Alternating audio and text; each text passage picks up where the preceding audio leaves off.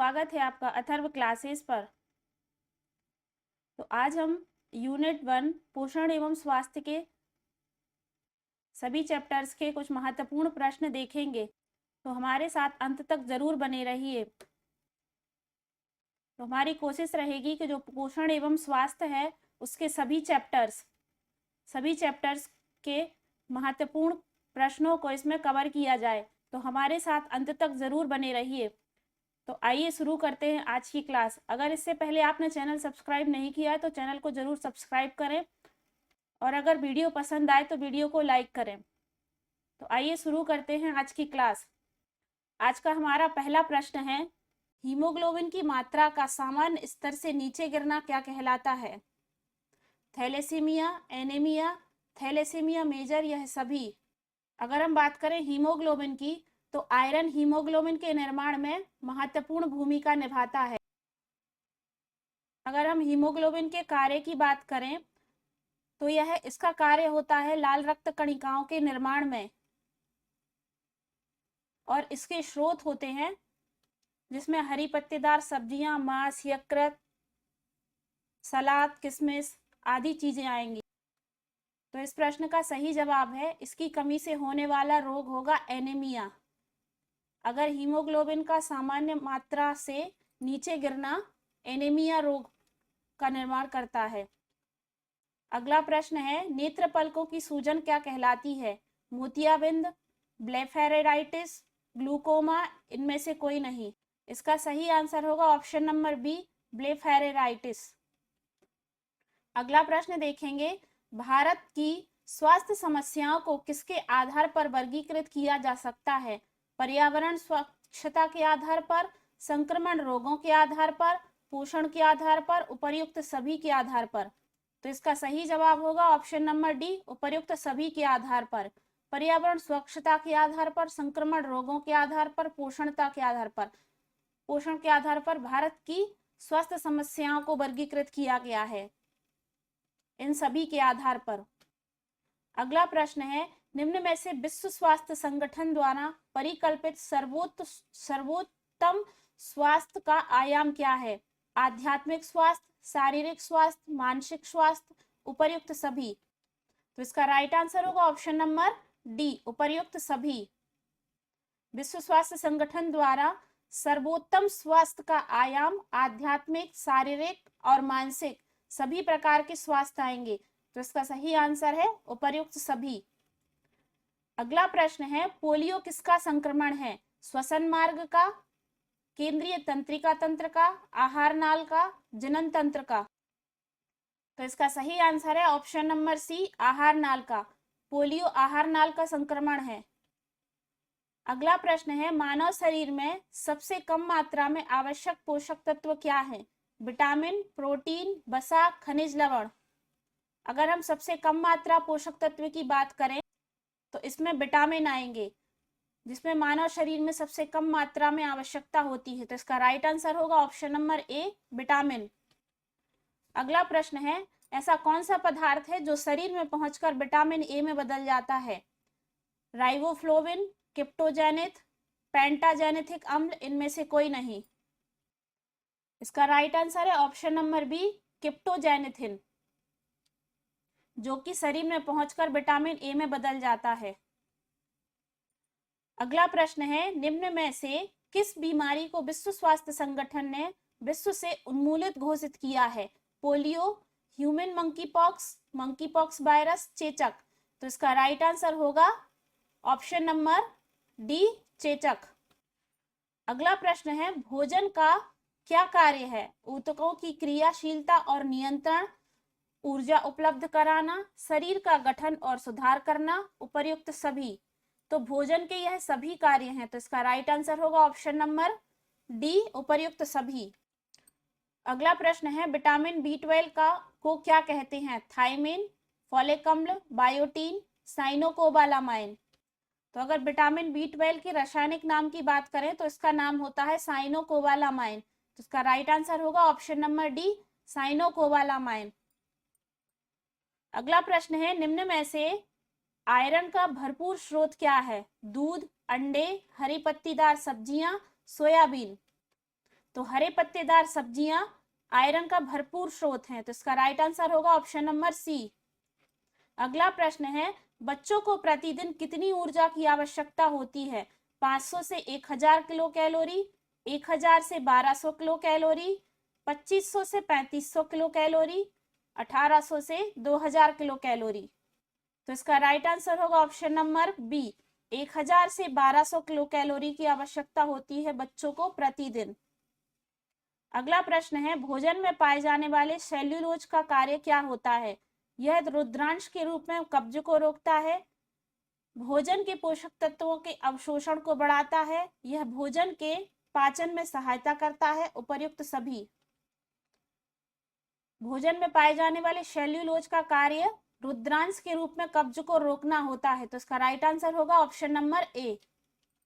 अगला प्रश्न है, निम्न में से प्रोटीन का क्या कार्य है? एंजाइम व हार्मोन का संश्लेषण, वृद्धि व विकास, शरीर के ऊतकों की मरम्मत व रखरखाव, उपर्युक्त सभी। तो इसका राइट आंसर है ऑप्शन नंबर डी, उपर्युक्त सभी।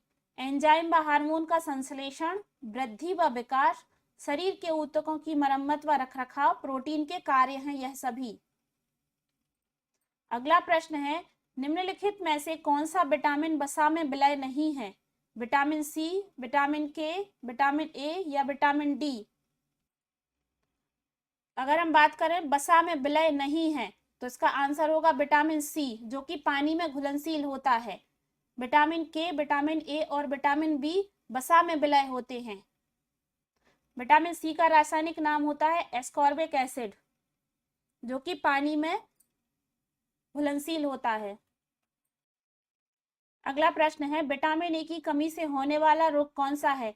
बेरी रोग, बिटोट्स स्पॉट्स, स्कर्वी या यह सभी? तो इसका राइट आंसर है ऑप्शन नंबर बी, बिटोट्स स्पॉट्स। इसके अलावा विटामिन ए की कमी से होने वाला रोग रतौंधी है, जिसे नाइट ब्लाइंडनेस कहते हैं। अगर हम विटामिन ए के रासायनिक नाम की बात करें तो विटामिन ए का रासायनिक नाम रेटिनॉल होता है। आइए देखेंगे हमारा अगला प्रश्न, नियासिन की कमी से होने वाला रोग कौन सा है? बेरी रोग, पैलाग्रा, स्कर्वी, एनीमिया?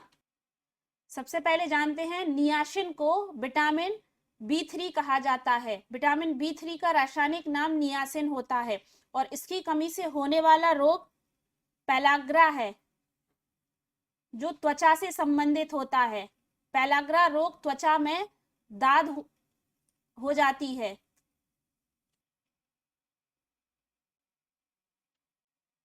अगला प्रश्न देखेंगे, ओस्टियोपोरोसिस नामक रोग किस विटामिन की कमी से होता है? Vitamin A, vitamin B, vitamin C या विटामिन डी? ओस्टियोपोरोसिस नामक रोग विटामिन डी की कमी से होता है, तो इसका राइट आंसर होगा option number D, vitamin D की कमी से। अगर हम बात करें विटामिन डी की, तो विटामिन डी का रासायनिक नाम होता है कैल्सीफेरॉल।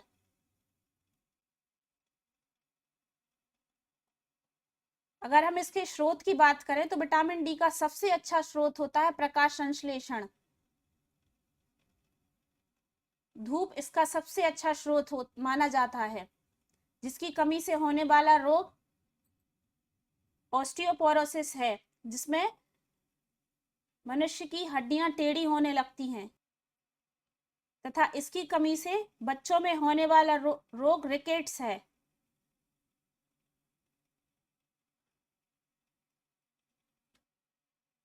अगला प्रश्न देखेंगे, एक वयस्क को विटामिन सी की प्रतिदिन कितनी आवश्यकता है? 20 से 30 मिलीग्राम, 8 से 10 मिलीग्राम, 40 से 60 मिलीग्राम, 10 से 20 मिलीग्राम? तो एक वयस्क व्यक्ति को विटामिन सी की प्रतिदिन 40 से 60 मिलीग्राम आवश्यकता होती है, तो इसका राइट आंसर होगा ऑप्शन नंबर सी। अगला प्रश्न है, भारत में पोषण की राष्ट्रीय संस्था कहां पर स्थित है? हैदराबाद, गोवा, मुंबई, पुणे? तो भारत की पोषण की एनआईएन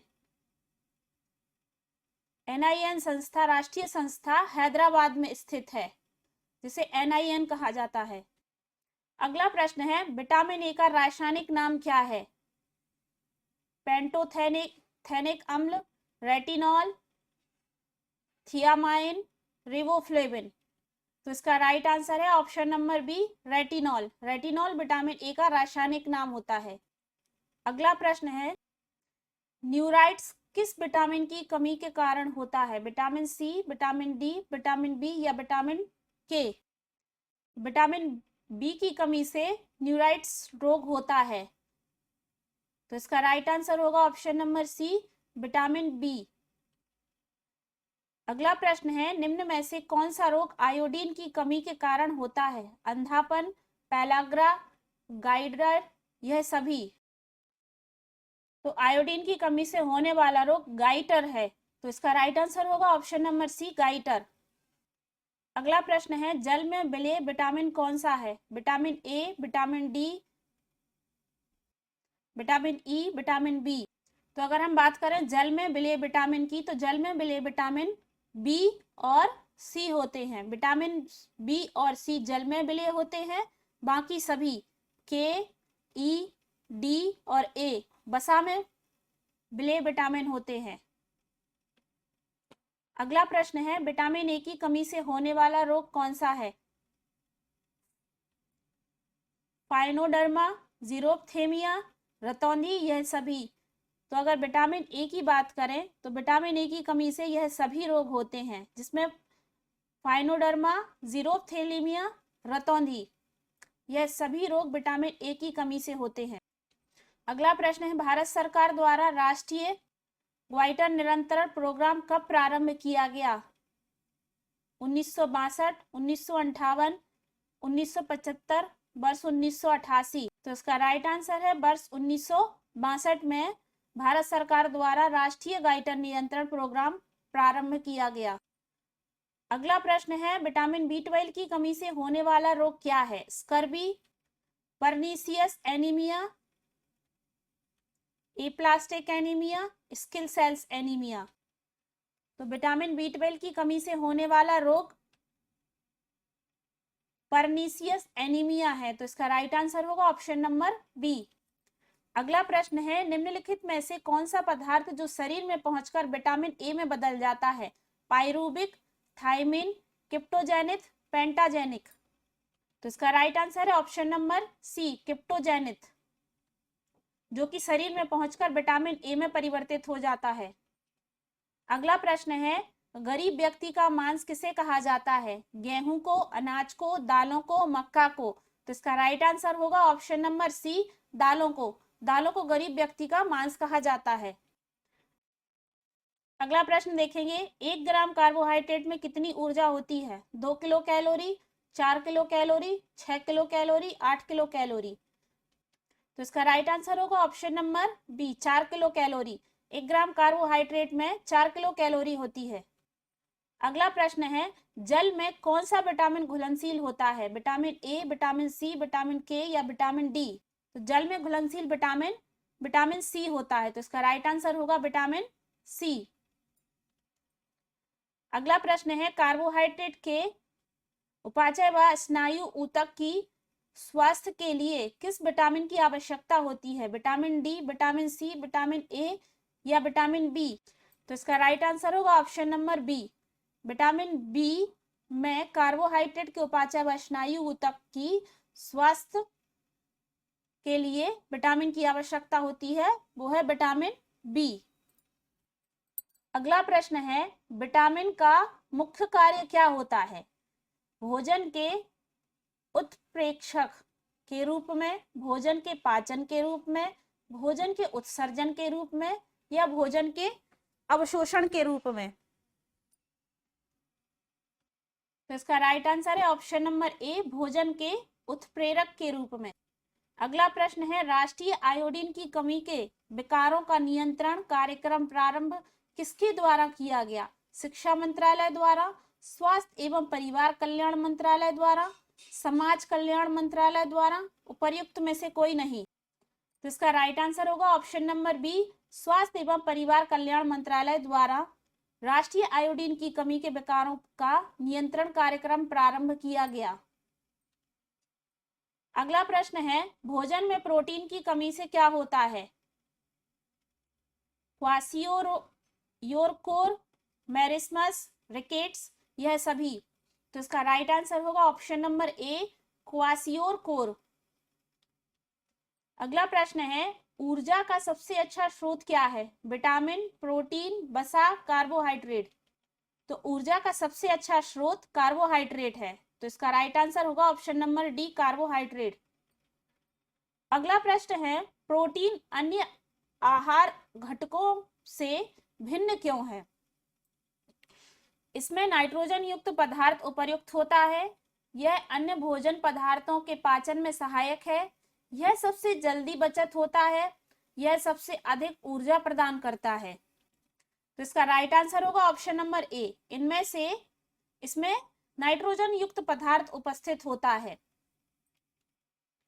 अगला प्रश्न है, निम्न में से ऊर्जा नहीं प्रदान करने वाला पोषक तत्व कौन सा है? कार्बोहाइड्रेट, वसा, प्रोटीन या विटामिन। तो इसका राइट आंसर है option number D, vitamin. Vitamin सबसे कम ऊर्जा प्रदान करने वाला पोषक तत्व है। अगला प्रश्न है, निम्न में से वह विटामिन जो अमीनोटिक फ्लूइड में अनुपस्थित होता है, vitamin A, vitamin B12, vitamin A या विटामिन सी। तो इसका राइट आंसर होगा ऑप्शन नंबर ए, विटामिन ई। यहां पर है विटामिन ई। विटामिन ई जो कि अम्नियोटिक फ्लूइड में अनुपस्थित होता है। अगला प्रश्न है, निम्न में से कौन सा विटामिन डीएनए संश्लेषण में सहायक होता है? विटामिन बी12 और folic acid, vitamin A, vitamin D या विटामिन ई। तो इसका राइट आंसर होगा विटामिन ए, सॉरी, इसका राइट आंसर होगा ऑप्शन नंबर ए, विटामिन बी12 और फॉलिक एसिड। विटामिन बी12 और फॉलिक एसिड डीएनए संश्लेषण में सहायक होता है। अगला प्रश्न है, निम्न में से कौन सा विटामिन बैक्टीरिया द्वारा आंत में स्रावित होता है? बी1, डी, के या सी। तो इसका राइट आंसर होगा ऑप्शन नंबर ए, विटामिन बी1। अगला प्रश्न है, वयस्क में ऑस्टियोमेलेसिया किसकी कमी से होता है? Vitamin K, vitamin D, vitamin C या विटामिन ई। तो इसका राइट आंसर होगा option number B, vitamin D की कमी से ऑस्टियोमेलेशिया नामक रोग होता है। अगला प्रश्न है, किसकी अनुपस्थिति में अस्थियों में सीए की कमी हो जाती है? Vitamin B, vitamin A, vitamin C या विटामिन डी। तो इसका राइट आंसर होगा option number D, vitamin D की कमी से। आइए देखते हैं हमारा अगला प्रश्न।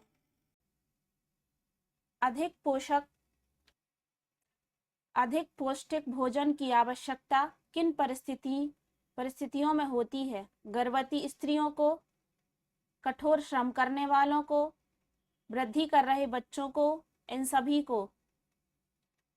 तो इसका सही आंसर होगा इन सभी को। गर्भवती स्त्रियों को, कठोर श्रम करने वाले बालों को और वृद्धि कर रहे बच्चों को, इन सभी को पौष्टिक भोजन की आवश्यकता होती है।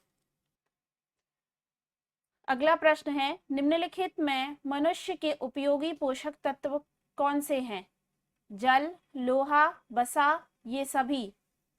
तो मनुष्य के लिए उपयोगी पोषक तत्व यह सभी हैं, जल, लोहा, वसा। तो इसका सही आंसर होगा ऑप्शन नंबर डी, यह सभी। अगला प्रश्न है, संतुलित आहार को प्रभावित नहीं करते हैं स्वास्थ्य, पर्यावरण, उम्र एवं क्रियाशीलता, जलवायु। तो प्रश्न है, संतुलित आहार को प्रभावित नहीं करते हैं। तो इसका सही आंसर होगा ऑप्शन नंबर बी, पर्यावरण, क्योंकि स्वास्थ्य, उम्र और क्रियाशीलता, जलवायु, यह सभी प्रभावित करते हैं, पर्यावरण प्रभावित नहीं करता है। अगला प्रश्न है, एक वयस्क को कितने ग्राम प्रोटीन की आवश्यकता होती है? 50 ग्राम, 60 ग्राम, 80 ग्राम, 100 ग्राम। तो एक वयस्क को प्रतिदिन 60 ग्राम प्रोटीन की आवश्यकता होती है। तो इसका सही आंसर होगा ऑप्शन नंबर बी। अगला प्रश्न है, एक वयस्क के लिए आवश्यक वसा कितना है? 20 ग्राम, 40 ग्राम, 50 ग्राम या 10 ग्राम? तो एक वयस्क को प्रतिदिन 20 ग्राम वसा की आवश्यकता होती है। तो इसका सही आंसर होगा ऑप्शन नंबर ए, 20 ग्राम। अगला प्रश्न है, स्तनपान से बच्चों को साफ एवं कीटाणु रहित दूध प्राप्त होता है। माँ के दूध का एंटीबॉडीज बच्चों को संक्रामक रोगों से बचाता है। माँ के दूध में उपस्थित लैक्टोफेरेलिक अम्ल बच्चों को आंत के रोग से बचाता है, और उपर्युक्त सभी। तो स्तनपान कराने वाली जो महिलाएं हैं, उससे बच्चों को साफ एवं कीटाणु रहित दूध तो मिलता है, उसके साथ ही बच्चों को जो एंटीबॉडीज, दूध में जो एंटीबॉडीज होती है, उससे बच्चों को संक्रामक रोगों से बचाता है। और माँ के दूध में उपस्थित जो लैक्टोफेरेलिक अम्ल है, उससे बच्चों को जो आंत के रोग होते हैं उनसे भी बचाता है। तो इसका राइट आंसर होगा ऑप्शन नंबर बी, उपर्युक्त सभी। अगला प्रश्न है, शैशवावस्था में सर्वाधिक आवश्यक होता है प्रोटीन की, वसा की, कार्बोहाइड्रेट की, इन सभी की? तो शैशवावस्था में सबसे ज्यादा प्रोटीन की आवश्यकता होती है। तो इसका राइट आंसर होगा ऑप्शन नंबर ए, प्रोटीन की। शैशवावस्था को हमने बहुत ही डिटेल में अपनी थ्योरी क्लास में समझा है, तो एक बार आप उसे जाकर जरूर देखें। अगला प्रश्न है, नपुंसकता में उपयोगी विटामिन कौन सा है? Vitamin A, vitamin K, vitamin C, vitamin D? तो नपुंसकता में उपयोगी विटामिन ई है। तो इसका राइट आंसर होगा विटामिन ई। धात्री माँ योजना का संबंध किससे है? अनाथ बच्चों की सुविधा से, घरेलू हिंसा से, कामकाजी महिलाओं से, अनौपचारिक शिक्षा से? धात्री माँ योजना का संबंध अनाथ बच्चों की सुविधा से है। तो इसका राइट आंसर होगा ऑप्शन नंबर ए। अगला प्रश्न है, किशोरी बालिका दिवस प्रत्येक आंगनबाड़ी केंद्र में किस दिन मनाया जाता है? प्रत्येक माह के दूसरे मंगलवार को, प्रत्येक माह के चौथे मंगलवार को, प्रत्येक माह के प्रथम बुधवार को, प्रत्येक माह के तीसरे बुधवार को? तो इसका राइट आंसर होगा ऑप्शन नंबर बी, प्रत्येक माह के चौथे मंगलवार को आंगनबाड़ी केंद्र में किशोर बालिका दिवस मनाया जाता है। अगला प्रश्न है, माँ के दूध में पाया जाने वाला वह विशिष्ट पदार्थ जो बच्चों की आंतों में लैक्टोबैसिलस बाइफिड्स बैक्टीरिया की वृद्धि से प्रेरित करता है, वह क्या है? मैकोनियम, विफिडियस कारक, कोलेस्ट्रम, इनमें से कोई नहीं? तो इसका राइट आंसर होगा ऑप्शन नंबर बी, विफिडियस कारक। अगला प्रश्न है, स्तनपान कराने वाली महिलाओं को प्रतिदिन कितना कैल्शियम लेना चाहिए? 1500 किलोग्राम, 1200 किलोग्राम, 500 किलोग्राम, 1000 किलोग्राम?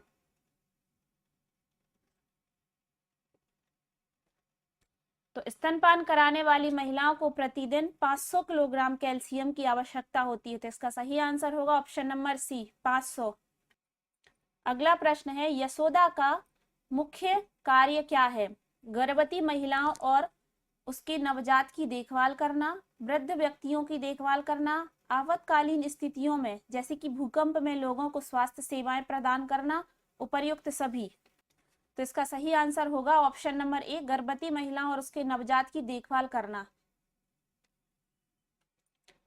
अगला प्रश्न है, अपरा जिसे प्लेसेंटा कहते हैं, प्लेसेंटा का वजन प्रसव के समय उत्पन्न शिशु के वजन का कौन सा भाग होता है? 3/4वां भाग, 1/6वां भाग, 1/8वां भाग, 1/12वां भाग? तो इसका सही आंसर होगा ऑप्शन नंबर बी, 1/6वां भाग। जो माँ के प्लेसेंटा का वजन है, वह प्रसव के समय शिशु के वजन का 1/6वां भाग होता है। अगला प्रश्न है, स्वस्थ सुपोषित महिलाओं के शिशु का वजन कितना होता है? 3.5 किलोग्राम, 2.5 किलोग्राम, 4.5 किलोग्राम, 2.0 किलोग्राम? तो इसका राइट आंसर है ऑप्शन नंबर ए, 3.5 किलोग्राम। जो स्वस्थ महिलाएं हैं, उनके शिशु का वजन 3.5 किलोग्राम, 3.5 किलोग्राम रहता है। अगला प्रश्न है, गर्भस्थ शिशु का हृदय अपरा द्वारा प्रति मिनट कितना रुधिर पंप करता है? 580 मिलीलीटर, 640 मिलीलीटर, 500 मिलीलीटर, 520 मिलीलीटर? तो इसका सही आंसर होगा ऑप्शन नंबर सी 500 मिलीलीटर। जो गर्भस्थ शिशु का हृदय है वह 500 मिलीलीटर रुधिर पंप करता है। अगला प्रश्न है, एक वयस्क को प्रतिदिन लगभग कितने कैल्शियम की आवश्यकता होती है? 40 से 50 मिलीग्राम, 120 से 180 मिलीग्राम, 400 से 500 मिलीग्राम, 480 से 780 मिलीग्राम।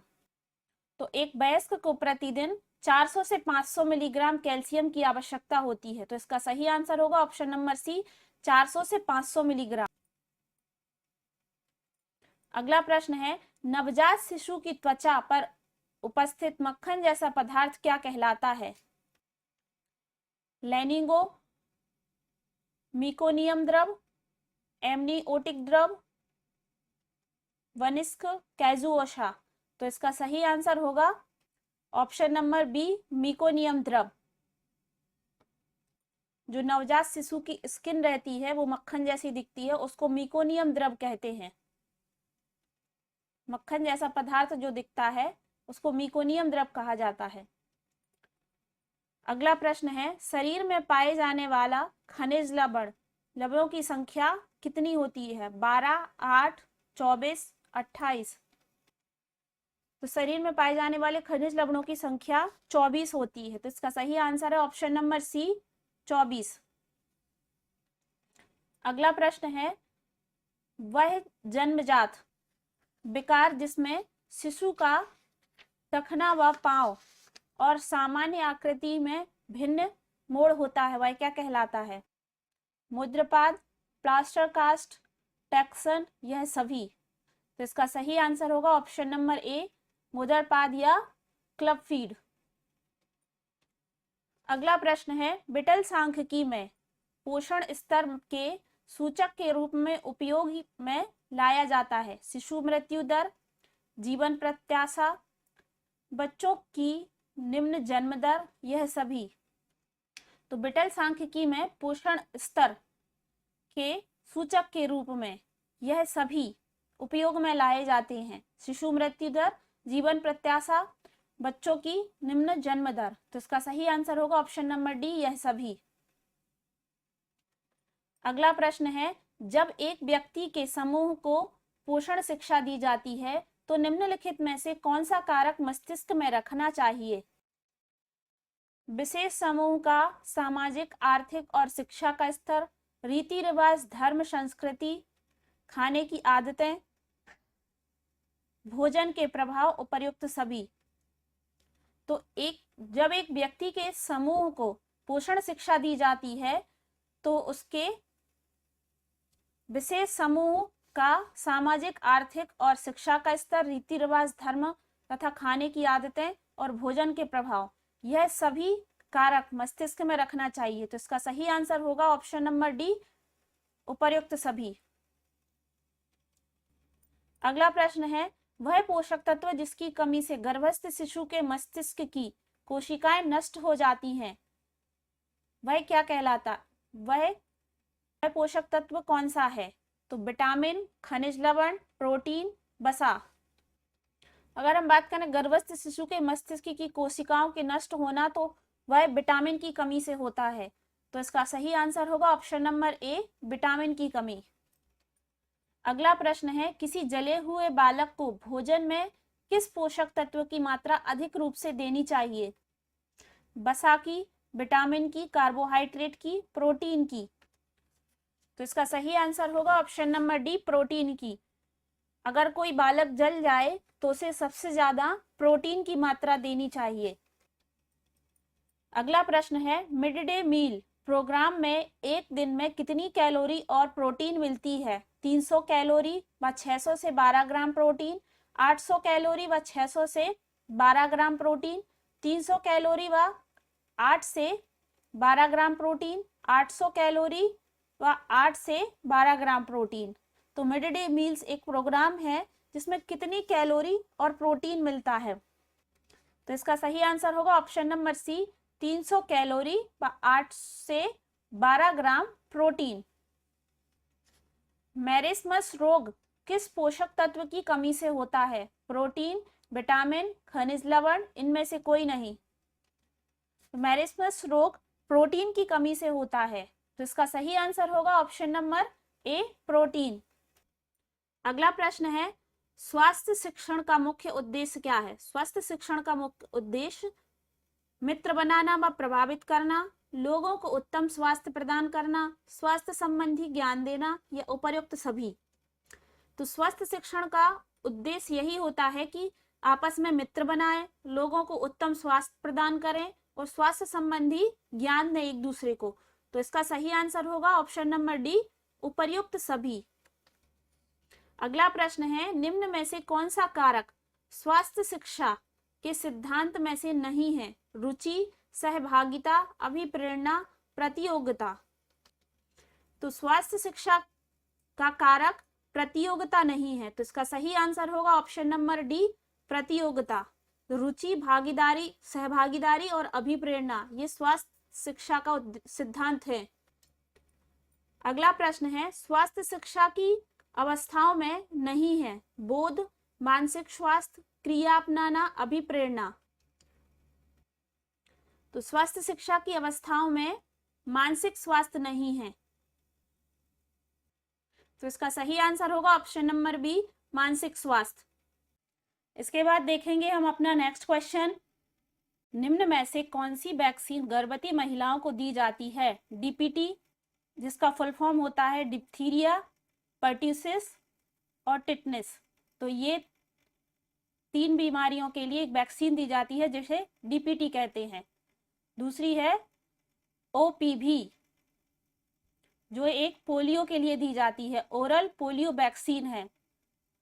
सी है टिटनेस और है यह सभी। तो जो गर्भवती महिलाओं को दी जाती वैक्सीन है वह टिटनेस है, तो इसका राइट आंसर होगा option number C, tetanus. Next question है, 12वें सप्ताह में गर्भस्थ शिशु की लंबाई तथा वजन क्रमशः होता है 10 सेंटीमीटर 40 ग्राम, 18 सेंटीमीटर 50 ग्राम, 15 सेंटीमीटर 15 ग्राम, 20 सेंटीमीटर 60 ग्राम। तो 12वें सप्ताह में गर्भस्थ शिशु की लंबाई तथा वजन 10 सेंटीमीटर और 40 ग्राम होता है, तो इसका राइट आंसर होगा ऑप्शन नंबर ए, 10 सेंटीमीटर और 40 ग्राम।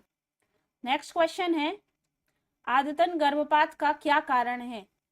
गर्भाशयिक असामान्यताएं, मधुमेह, हाइपोथायराइडिज्म, यह सभी। तो आदतन गर्भपात का कारण यह सभी होंगे, जिसमें गर्भाशयिक जो असामान्यताएं होंगी, मधुमेह और हाइपर थायराइडिज्म, तो यह सभी इसका राइट आंसर होगा। नेक्स्ट क्वेश्चन है, 20वें सप्ताह में गर्भस्थ शिशु का वजन कितना होता है? 1.2 किलोग्राम, 1.5 किलोग्राम, 2.0 किलोग्राम, 1.8 किलोग्राम। तो 20वें सप्ताह में गर्भस्थ शिशु का वजन 1.5 किलोग्राम होता है, तो इसका राइट आंसर होगा ऑप्शन नंबर बी, 1.5 किलोग्राम। अगर आपने थ्योरी क्लास नहीं देखी है तो चैनल पर जाकर जरूर देखें, क्योंकि इन सभी को हमने बहुत ही डिटेल में पढ़ा है। नेक्स्ट क्वेश्चन है, प्रसव के समय स्त्री को किस स्थिति में रखा जाता है? Sims, supine, Trendelenburg, lithotomy. तो इसका राइट आंसर होगा option number D, lithotomy. Next question है, गर्भस्थ शिशु के अंग कौन से सप्ताह में महसूस किए जा सकते हैं? 20वें सप्ताह में, 12वें सप्ताह में, 17वें सप्ताह में, 14वें सप्ताह में। तो गर्भस्थ शिशु के अंग को महसूस करने के लिए 12वें सप्ताह में किया जा सकता है, तो इसका राइट आंसर होगा ऑप्शन नंबर बी, 12वें सप्ताह में। नेक्स्ट क्वेश्चन है, स्तनय काल के प्रथम 6 महीने के दौरान महिलाएं लगभग कितना दूध स्रावित करती हैं?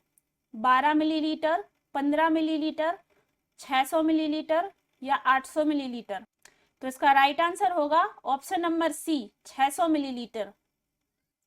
हमारा नेक्स्ट क्वेश्चन है, वह विधि जिसमें स्तनपान की कमी को पूर्ण करने के लिए तुरंत बाद ही शिशु को अतिरिक्त दूध दिया जाता है, क्या कहलाती है? संपूर्ण पोषण, पूरक पोषण, पोषण या इनमें से कोई नहीं। तो इसका राइट आंसर होगा ऑप्शन नंबर ए, संपूर्ण पोषण। जो स्तनपान की कमी को पूर्ण करने के लिए तुरंत बाद ही शिशु को अतिरिक्त दूध दिया जाता है वह संपूर्ण पोषण कहलाता है। नेक्स्ट क्वेश्चन है, समय को पूर्ण होने वाले शिशु का चिन्ह क्या है?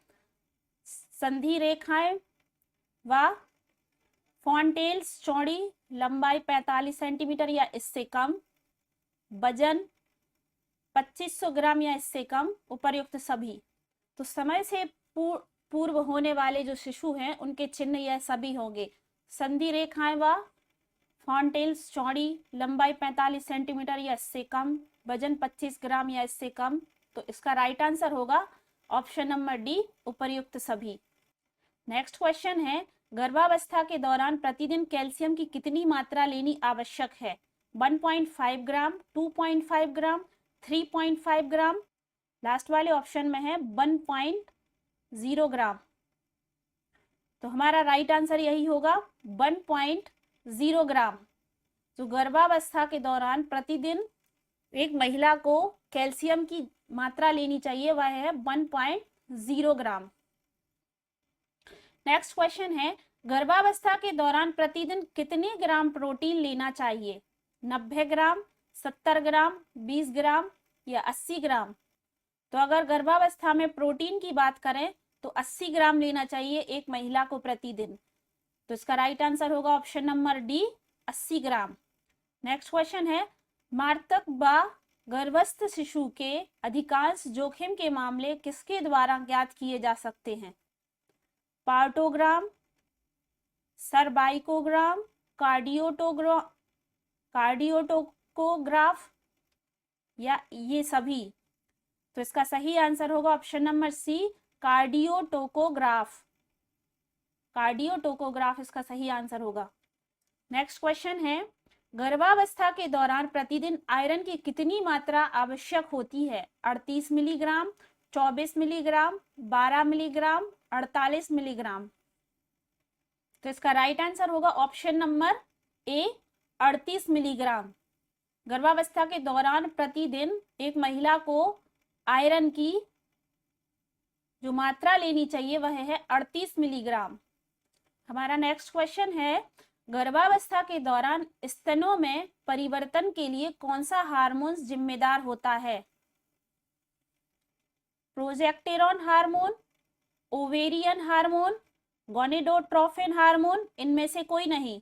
तो इसका राइट आंसर होगा ऑप्शन नंबर ए, प्रोजेस्टेरॉन हार्मोन। नेक्स्ट क्वेश्चन है, निषेचन डिंब कितना समय बीत जाने पर अंतः स्थापना के लिए जिम्मेदार रहता है? 8 से 10 दिन, 10 से 12 दिन, 6 से 7 दिन, 12 से 14 दिन। तो इसका राइट आंसर होगा ऑप्शन नंबर सी, 6 से 7 दिन। हमारा नेक्स्ट क्वेश्चन है, गर्भावस्था के आरंभ में 20वें सप्ताह के दौरान गर्भवती स्त्री का वजन औसतन कितना बढ़ जाता है? 3.8 किलोग्राम, 4.2 किलोग्राम, 2.5 किलोग्राम, 5.0 किलोग्राम। तो यहाँ पर 20वें सप्ताह की बात हो रही है। तो 20वें सप्ताह में एक गर्भावस्था जो गर्भवती स्त्री है उसका वजन औसतन कितना बढ़ जाता है? तो वह है 2.5 किलोग्राम। तो इसका राइट आंसर है 2.5 किलोग्राम। नेक्स्ट क्वेश्चन है, मां के भ्रूण में किसी संक्रामक रोग के फैलने को क्या कहते हैं? ड्रॉपलेट संक्रमण, फोमाइलेट बॉर्न संक्रमण, व्हीकल बोर्न संक्रमण, वर्टिकल ट्रांसमिशन। तो इसका राइट आंसर होगा option number C, vehicle borne संक्रमण। हमारा नेक्स्ट क्वेश्चन है, 24वें सप्ताह में गर्भस्थ शिशु का वजन लगभग कितना होता है? 750 ग्राम, 550 ग्राम, 600 ग्राम या 700 ग्राम। तो इसका राइट आंसर होगा ऑप्शन नंबर डी, 700 ग्राम। हमारा नेक्स्ट क्वेश्चन है, निम्न में से किस शिशु में हाइपोकैल्सीमिया की स्थिति पैदा हो सकती है? तो मधुमेही माता के शिशु में, स्तनपान नहीं करने वाले शिशु में, समय के मान से हल्के शिशु में, यह सभी। तो हाइपोकैल्सीमिया की स्थिति इन सभी में पैदा हो सकती है। तो इसका राइट आंसर होगा ऑप्शन नंबर डी, यह सभी। नेक्स्ट क्वेश्चन है, प्रसव पश्चात रुधिर स्राव के चिन्ह क्या है? नरम गर्भाशय, बड़ा गर्भाशय, ए एवं बी दोनों, इनमें से कोई नहीं। तो इसका राइट आंसर होगा इनमें से कोई नहीं, क्योंकि प्रसव पश्चात रुधिर स्त्राव के ये चिन्ह नहीं है, ना गर्म ना नरम गर्भाशय ना बड़ा गर्भाशय। तो इसका सही आंसर होगा इनमें से कोई नहीं। हमारा नेक्स्ट क्वेश्चन है, गर्भावस्था की निश्चयात्मक चिन्हों में शामिल है गर्भस्थ शिशु के अंग, गर्भस्थ शिशु का हृदय, गर्भस्थ शिशु की हलचलें, या यह सभी। तो इसका राइट आंसर होगा ऑप्शन नंबर डी, यह सभी। गर्भावस्था की निश्चयात्मक चिन्ह में गर्भस्थ शिशु के अंग भी आएंगे, गर्भस्थ शिशु का हृदय भी और उसकी हलचलें भी। तो इसका राइट आंसर होगा ऑप्शन नंबर डी, यह सभी। हमारा नेक्स्ट क्वेश्चन है, गर्भावस्था के दौरान अस्थि बंधनों में कुछ नरमपन व फैलाव किस प्रभाव के कारण होता है? वजन बढ़ना, अंतःस्रावी क्रियाएं, अस्थि बंधनों पर प्रभाव, इनमें से कोई नहीं। तो इसका राइट आंसर होगा ऑप्शन नंबर बी, अंतःस्रावी क्रियाएं। गर्भावस्था के दौरान अस्थि बंधनों में कुछ जो नरमपन और फैलाव आता है वह अंतःस्रावी क्रियाओं के कारण आता है। नेक्स्ट क्वेश्चन है, निम्न में से गर्भावस्था के अनुमानित चिन्ह का लक्षण क्या है? स्तनों में परिवर्तन, गर्भ की हलचल, एमेनोरिया, यह सभी। तो इसका राइट आंसर होगा ऑप्शन नंबर डी, यह सभी। नेक्स्ट क्वेश्चन है, निम्न में से कौन सी मेडिसिन जन्मजात विकलांगता प्रकट कर सकती है? टेट्रासाइक्लिन, थैलेडोमाइड, बार्बिट्यूरेट्स, यह सभी। तो इन सभी के कारण जन्मजात विकलांगता हो सकती है। तो इसका राइट आंसर होगा यह सभी। तो एक गर्भवती स्त्री को ये सभी मेडिसिन देने के लिए मना किया जाता है। नेक्स्ट क्वेश्चन है, नवजात में अतिसार होने का क्या कारण है? सेप्सिस, आंत्र की संरचनात्मक अनियमितता, परिगलनकारी आंत्रशोथ, उपर्युक्त सभी। तो इसका राइट आंसर होगा ऑप्शन नंबर डी, उपर्युक्त सभी। यह सभी है नवजात शिशु में अतिसार का कारण। अतिसार का मतलब होता है दस्तलग्न या उल्टी, जो बच्चों में नवजात शिशु में हो जाती है। तो इन सभी के कारण होती है। तो इसका सही आंसर है उपर्युक्त सभी। नेक्स्ट क्वेश्चन है, पूर्ण गर्भाशय के दौरान स्त्री के वजन में लगभग कितनी वृद्धि होती है? 15 किलोग्राम, 12 किलोग्राम, 18 किलोग्राम, 20 किलोग्राम। तो पूर्ण गर्भाशय के दौरान स्त्री के वजन में लगभग 12 किलोग्राम की वृद्धि होती है। तो इसका राइट आंसर है option number B, 12 kilogram. Next question है, प्रसव के बाद की अवधि क्या कहलाती है? गेस्टेशन, बहिर्गर्भाशय गर्भावस्था, जेनेटेलिया, सूतिकावस्था। तो प्रसव के बाद की अवधि सूतिकावस्था कहलाती है। तो इसका सही आंसर होगा ऑप्शन नंबर डी, सूतिकावस्था। नेक्स्ट क्वेश्चन है, प्रसव के पूर्ण होने पर गर्भाशय का वजन कितना होता है? 850 ग्राम, 750 ग्राम, 900 ग्राम, 650 ग्राम। तो इसका राइट आंसर होगा ऑप्शन नंबर सी, 900 ग्राम। प्रसव के पूर्ण होने पर गर्भाशय का जो वजन होता है वह 900 ग्राम होता है। नेक्स्ट क्वेश्चन है, गर्भबर्तन व नीचे की और खिंचाव के संयोजन वाली विधि कौन सी होती है? लापसेट विधि, ग्रागियन विधि, मारिसयू स्मेली बेट विधि, यह सभी। तो इसका राइट आंसर होगा ऑप्शन नंबर ए, लापसेट विधि। आइए देखेंगे हमारा नेक्स्ट क्वेश्चन, नवजात शिशु में कौन कौन से प्रतिवर्तक होते हैं? मोरो प्रतिवर्तक, मुखीय प्रतिवर्तक, ग्राफ्स प्रतिवर्तक, यह सभी। तो इसका राइट आंसर होगा ऑप्शन नंबर डी, यह सभी। एक नवजात शिशु में यह सभी प्रतिवर्तक पाए जाते हैं, जिसमें मोरो प्रतिवर्तक, मुखीय प्रतिवर्तक और ग्राफ्स प्रतिवर्तक आएंगे। नेक्स्ट क्वेश्चन है, गर्भ की हलचल माता के द्वारा पहली बार सप्ताह के बीच महसूस की जाती है। तो किस सप्ताह में महसूस की जाती है? 15 से 16वें सप्ताह में, 16 से 18 में, 16 से 20 में, या 12 से 14 में। तो 16 से 20वें सप्ताह में गर्भ में माता अपने बच्चे की हलचल को महसूस कर सकती है। तो इसका राइट आंसर होगा 16 से 20। नेक्स्ट क्वेश्चन है, गर्भाशय के चारों ओर पाई जाने वाली संयोजी ऊतक क्या कहलाती है? मायोमेट्रियम, पेरिमेट्रियम, एंडोमेट्रियम या इनमें से कोई नहीं? तो इसका राइट आंसर होगा ऑप्शन नंबर बी, पेरिमेट्रियम। तो गर्भाशय के चारों ओर पाए जाने वाले जो संयोजी ऊतक होते हैं उन्हें पेरिमेट्रियम कहते हैं। नेक्स्ट क्वेश्चन है, अपरिपक्व शिशु के संबंध में कौन सा कथन असत्य है? उनके कान में कमजोर कर्ण उपस्थियां पाई जाती हैं, इनमें पेशीय तनाव बहुत कमजोर रहता है, इनके जन्म के तुरंत बाद स्नान व तेल की मालिश करते रहना चाहिए, इनमें परिपक्वता तथा विकास की दर जन्म के बाद बढ़ जाती है। तो इन्होंने ये पूछा है कि जो परिपक्व शिशु है, अपरिपक्व शिशु है, उसके लिए कौन सा कथन असत्य है? तो इसका सही आंसर होगा ऑप्शन नंबर सी, कि इसके जन्म के तुरंत बाद स्नान व तेल की मालिश करते रहना चाहिए। तो यह कथन असत्य है। नेक्स्ट क्वेश्चन है, प्रसव पूर्व क्लिनिक में दूसरी भेंट गर्भाशय के कौन से महीने में की जानी चाहिए? 3, 6, 9 या 8वें महीने में? तो इसका राइट आंसर होगा ऑप्शन नंबर बी, 6वें महीने में। मतलब 6 महीने बाद प्रसव के पूर्व क्लिनिक में दूसरी भेंट करनी चाहिए। नेक्स्ट क्वेश्चन है, गर्भाशय में टिटनेस टॉक्साइड की दूसरी खुराक किस सप्ताह में देनी चाहिए? 14 से 16, 16 से 20, 20 से 24 या 28 से 30? तो इसका राइट आंसर होगा ऑप्शन नंबर सी, 20 से 24। जो गर्भाशय में टिटनेस टॉक्साइड की दूसरी खुराक दी जाती है वह 20 से 24वें सप्ताह में देनी चाहिए। नेक्स्ट क्वेश्चन है, 1 वर्ष के अंत तक शिशु का वजन उसके जन्म के वजन से कितना गुना हो जाता है? 2 गुना, 3 गुना, 4 गुना या 6 गुना? तो 1 वर्ष के अंत तक शिशु का वजन उसके जन्म के 3 गुना हो जाता है। तो इसका राइट आंसर होगा ऑप्शन नंबर बी, 3।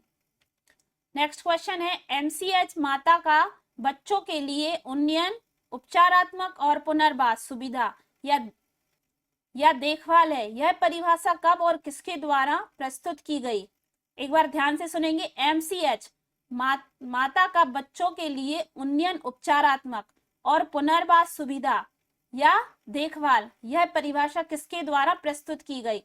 WHO ने 1976 में, FAO ने 1980 में, यूनिसेफ ने 1972 में, CARE ने 1985 में। तो इसका राइट आंसर होगा ऑप्शन नंबर ए, WHO ने, जिसका फुल फॉर्म होता है वर्ल्ड हेल्थ ऑर्गेनाइजेशन, ने 1976 में यह परिभाषा प्रस्तुत की थी। और यहाँ MCH से मतलब रक्त मतलब ब्लड टेस्ट से है, जो माता का बच्चों के उन्नयन, उपचार और पुनर्वास सुविधा या देखभाल के लिए की जाती है। तो यह परिभाषा WHO ने दी थी। हमारा नेक्स्ट क्वेश्चन है, गर्भवती महिलाओं को किन चीजों से बचाव करना चाहिए? अल्कोहल, कैफीन, कृत्रिम रंगों, उपर्युक्त सभी? तो आप सभी जानते हैं कि गर्भवती महिलाओं को इन सभी से बचाव करना चाहिए। तो इसका राइट आंसर होगा उपर्युक्त सभी। हमारा नेक्स्ट क्वेश्चन है, गर्भावस्था के दौरान ऊतक संश्लेषण की गति बढ़ाने, सक्रिय द्रव्यमान में वृद्धि होना और हृदय वाहिका एवं श्वसन कार्य में वृद्धि होने के कारण किसमें वृद्धि होती है? आधारित चयापचय, लंबाई, विशिष्ट गतिक क्रिया, इनमें से कोई नहीं? तो इस क्वेश्चन का राइट आंसर होगा ऑप्शन नंबर ए, आधारित चयापचय। जो गर्भावस्था के दौरान ऊतक संश्लेषण की गति बढ़ाने में, सक्रिय द्रव्यमान में वृद्धि होने और हृदय वाहिका एवं श्वसन कार्य में वृद्धि होने का जो कारण है वह आधारित चयापचय है। नेक्स्ट क्वेश्चन है, गर्भावस्था में ऊर्जा की आवश्यकता बढ़ जाती है क्योंकि अतिरिक्त ऊर्जा चाहिए होती है। किसके लिए अतिरिक्त ऊर्जा चाहिए होती है? गर्भस्थ शिशु और गर्भनाल की वृद्धि, मात्र ऊतकों की वृद्धि, उपर्युक्त दोनों, या इनमें से कोई नहीं? तो इसका राइट आंसर होगा उपर्युक्त दोनों। गर्भावस्था में ऊर्जा की आवश्यकता बढ़ जाती है, अतिरिक्त ऊर्जा की आवश्यकता बढ़ जाती है, तो गर्भस्थ शिशु और गर्भनाल की वृद्धि और मात्र ऊतकों की वृद्धि, तो इन दोनों के लिए ऊर्जा की आवश्यकता बढ़ जाती है। तो इसका राइट आंसर होगा ऑप्शन नंबर सी, उपर्युक्त दोनों। तो आइए देखते हैं हम अपना अगला प्रश्न। बीसीजी का टीका किस रोग के लिए असरकारी है? पोलियो, तपेदिक, हैजा, कैंसर? तो इसका राइट आंसर होगा बीसीजी के लिए तपेदिक। तपेदिक रोग, इसका टीका, बीसीजी का टीका तपेदिक रोग के लिए असरकारी है, जिसको हम क्षय रोग भी कहते हैं। तो इसका राइट आंसर होगा ऑप्शन नंबर बी, तपेदिक। नेक्स्ट क्वेश्चन है, बीसीजी टीका निर्माण प्रयोगशाला कहाँ स्थित है? चेन्नई, नई दिल्ली, जबलपुर, हैदराबाद? तो इसका राइट आंसर होगा ऑप्शन नंबर ए, चेन्नई। बीसीजी का टीका निर्माण प्रयोगशाला चेन्नई में स्थित है। हमारा नेक्स्ट क्वेश्चन है, ट्यूबरक्लिनिन किस रोग से प्रभावकारी है? तपेदिक, कुष्ठ रोग, पोलियो, डेंगू ज्वर? तो इसका राइट आंसर होगा ऑप्शन नंबर ए, तपेदिक। हमारा नेक्स्ट क्वेश्चन है, फ्लूओरेसिस नामक रोग जल में किसकी उपस्थिति के कारण होता है? फ्लोरीन, क्लोरीन, आर्सेनिक, लोहा? तो इसका राइट आंसर होगा ऑप्शन नंबर ए, फ्लोरीन की उपस्थिति के कारण। हमारा नेक्स्ट क्वेश्चन है, टाइफाइड ज्वर किस कारण होता है? जीवाणु के, विषाणु के, प्रोटोजोआ के, या कवक के? तो टाइफाइड ज्वर जीवाणुओं के कारण होता है। तो इसका राइट आंसर होगा ऑप्शन नंबर ए, जीवाणु। हमारा नेक्स्ट क्वेश्चन है, टाइफाइड में असरकार दवा कौन सी है? क्लोरोफेनिकॉल, एम्पिसिलिन, ट्राइमेथिप्रिम, यह सभी? तो इसका राइट आंसर होगा ऑप्शन नंबर डी, यह सभी। तो यह तीनों दवाएं टाइफाइड ज्वर के लिए असरकारी हैं।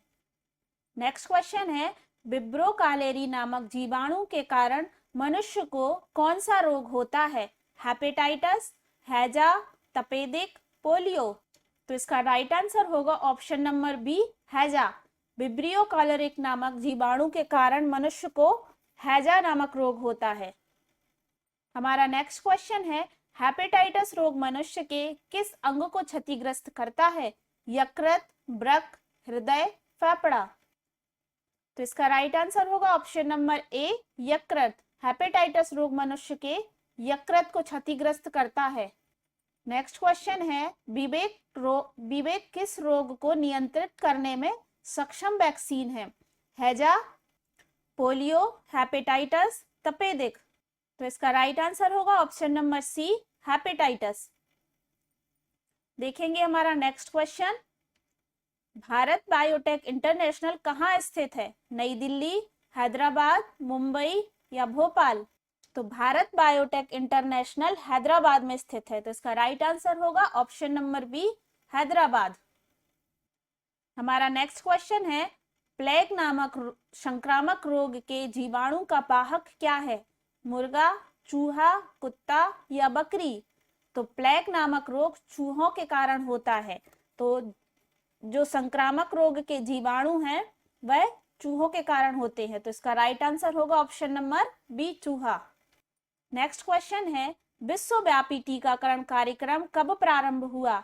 1984, 1985, 1990, 1992। तो इसका राइट आंसर होगा ऑप्शन नंबर बी, 1985 में। विश्वव्यापी टीकाकरण कार्यक्रम 1995, 1985 में हुआ। नेक्स्ट क्वेश्चन है, विश्वव्यापी टीकाकरण कार्यक्रम में निम्न में से किस रोग को शामिल नहीं किया? Tetanus, polio, hepatitis, diphtheria? तो विश्वव्यापी टीकाकरण कार्यक्रम में जिन रोगों को शामिल किया था उनमें टिटनेस, पोलियो और डिप्थीरिया थे, हेपेटाइटिस नहीं था। तो इसका राइट आंसर होगा ऑप्शन नंबर सी, हेपेटाइटिस। हमारा नेक्स्ट क्वेश्चन है डीटीपी टीकाकरण में किस रोग को शामिल नहीं किया गया? डिप्थीरिया, पोलियो, खसरा, क्षय रोग। तो इसका राइट आंसर होगा ऑप्शन नंबर डी, क्षय रोग को डीटीपी टीकाकरण में क्षय रोग को शामिल नहीं किया गया। हमारा नेक्स्ट क्वेश्चन है राष्ट्रीय टीकाकरण सारणी के अनुसार शिशु में कितने रोगों के लिए टीकाकरण किया जाता है? 4, 5, 6 और 7। तो इस क्वेश्चन का राइट आंसर होगा ऑप्शन नंबर सी, 6। तो 6 रोगों के लिए टीकाकरण किया जाता है, जिनमें है टीबी, डिप्थीरिया, टिटनेस, काली खांसी, पोलियो और खसरा। तो इन 6 बीमारियों के लिए टीकाकरण किया जाता है, जिसमें टीबी, डिप्थीरिया, टिटनेस, काली खांसी, पोलियो और खसरा के लिए प्रतिरोधक टीके उपलब्ध हैं। इसके बाद नेक्स्ट क्वेश्चन है पल्स पोलियो टीकाकरण का प्रथम चरण कब शुरू हुआ था? दिसंबर 1994, दिसंबर 1995, मई 1994, मई 1996। तो पल्स पोलियो टीकाकरण का जो प्रथम चरण है वह दिसंबर 1995 में शुरू हुआ था। तो इसका राइट आंसर होगा ऑप्शन नंबर बी, दिसंबर 1995। नेक्स्ट क्वेश्चन है बीसीजी वैक्सीन को खोलने के लिए किस तरल पदार्थ को उपयोग में लाया जाता है? टैप वाटर, डिस्टिल वाटर, सामान्य खारा पानी या आरएल। तो इसका राइट आंसर होगा ऑप्शन नंबर सी, सामान्य खारा पानी। जो बीसीजी वैक्सीन को खोलने के लिए सामान्य खारे पानी को उपयोग में लाया जाता है। नेक्स्ट क्वेश्चन है बीसीजी वैक्सीन कब दी जाती है? जन्म के समय, 9 महीनों का होने पर, 6 महीने का होने पर या 18 महीने का होने पर। तो बीसीजी वैक्सीन बच्चे के जन्म के समय ही दी जाती है। तो इसका राइट आंसर होगा ऑप्शन नंबर ए, जन्म के समय। देखेंगे हमारा नेक्स्ट क्वेश्चन टीकाकरण रोकथाम के किस स्तर में आता है? प्राथमिक, द्वितीय, चतुर्थ या इनमें से कोई नहीं। तो टीकाकरण रोकथाम प्राथमिक स्तर में आता है। तो इसका राइट आंसर होगा ऑप्शन नंबर ए, प्राथमिक। नेक्स्ट क्वेश्चन है बीसीजी के टीकों का प्रकार है मृत टीका, 3 टीका, जीवित टीका या मिश्रित टीका। तो इसका राइट आंसर है ऑप्शन नंबर सी, जीवित टीका। हमारा नेक्स्ट क्वेश्चन है खसरा का टीका प्रायः किस आयु में लगाया जाता है? 3 महीने में, 6 महीने में, 18 महीने में या 9 महीने में।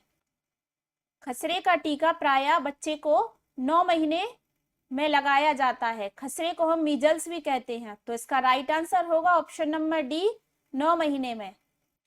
नेक्स्ट क्वेश्चन है निम्न में से किस बीमारी की रोकथाम के लिए टीकाकरण सारणी में कोई टीका नहीं है? क्षय रोग, पोलियो, टाइफाइड या खसरा। अगर हम बात करें टीकाकरण सारणी की तो इसमें टाइफाइड का टीका नहीं है। तो इसका राइट आंसर होगा option number C, typhoid. Next question है यदि एक माँ 18 महीने के एक बच्चे को अस्पताल लेकर आती है जिसका अभी तक कोई टीकाकरण नहीं हुआ है, निम्न में से उस बच्चे को कौन सी वैक्सीन नहीं दी जा सकती? डीटीपी, ओपीवी, बीसीजी या यह सभी। तो इसका राइट आंसर होगा ऑप्शन नंबर सी, बीसीजी का टीका। यदि कोई महिला 18 महीने के अपने बच्चे को अस्पताल लेकर आती है जिसको अभी तक कोई टीका नहीं लगा है, तो ऐसे बच्चे को बीसीजी यानी कि क्षय का टीका नहीं लग सकता है। बाकी डीटीपी, ओपीवी के टीके लगा सकते हैं उसको। हमारा नेक्स्ट क्वेश्चन है बीसीजी का टीका बाईभुजा पर ही क्यों लगता है? हृदय स्नायुदेह के निकट होने के कारण असर जल्दी करता है, यहाँ भविष्य के इसके निशान को आसानी से पहचाना जा सकता है, यहाँ दर्द कम होता है या उपर्युक्त में से कोई नहीं। तो इसका राइट आंसर होगा ऑप्शन नंबर बी, यहाँ भविष्य में इसके निशान को आसानी से पहचाना जा सकता है। नेक्स्ट क्वेश्चन है हिब, जिसे कि एच इन्फ्लुएंजा टाइप बी कहते हैं, वैक्सीन निम्न में से किस बीमारी की रोकथाम के लिए लगाया जाता है? मेनिंजाइटिस, एम्पिग्लोटिटिस, निमोनिया या यह सभी? तो अगर हम हिप जैसे कि H influenza type B vaccine कहते हैं तो इन सभी की रोकथाम के लिए लगाई जाती है। तो इसका राइट आंसर होगा ऑप्शन नंबर डी, यह सभी। नेक्स्ट क्वेश्चन है, किस परिस्थिति में टीकाकरण करना अनिर्देशित रहता है? यदि बच्चे का एड्स का इलाज चल रहा हो, यदि बच्चा ब्लड कैंसर से पीड़ित हो, रक्तदान तथा गामा ग्लोब्यूलिन के चढ़ने के 3 माह के अंदर, या उपर्युक्त सभी? तो इसका राइट आंसर होगा ऑप्शन नंबर डी, उपर्युक्त सभी। नेक्स्ट क्वेश्चन है, किस वैक्सीन की बूस्टर खुराक मुंह से दी जाती है? हेपेटाइटिस बी, डीटीपी, टिटनेस या पोलियो? तो जो खुराक मुंह से दी जाती वह है पोलियो। पोलियो का बूस्टर मुंह के माध्यम से दिया जाता है। तो इसका राइट आंसर होगा option number D, polio. Next question है, छोटे चेचक या जिसे चिकन पॉक्स कहा जाता है की संक्रामकता कब तक रहती है?